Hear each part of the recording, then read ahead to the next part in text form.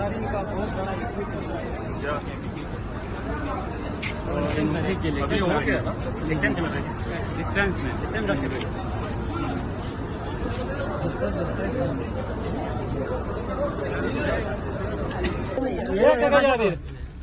बोतल चीनी नहीं है ये लो जी, दे दो जी। पीछे पीछे क्यों?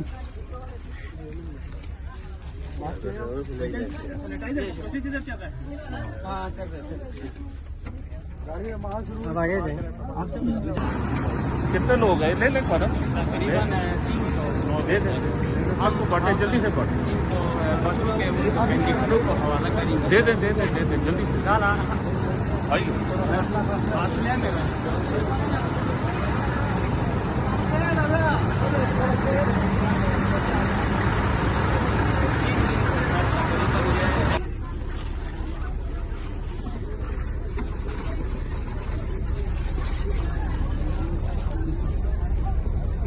क्या हूँ बोली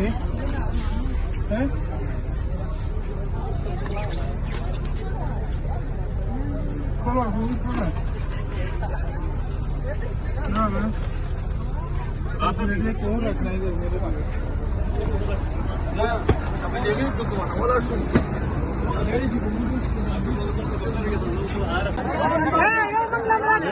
अस्सलामुअलैकुम। मैं सबसे पहले तो सेनेटर तलहा महमूद साहब के बहुत मैं मशकूर हूँ, शुक्रगुजार हूँ।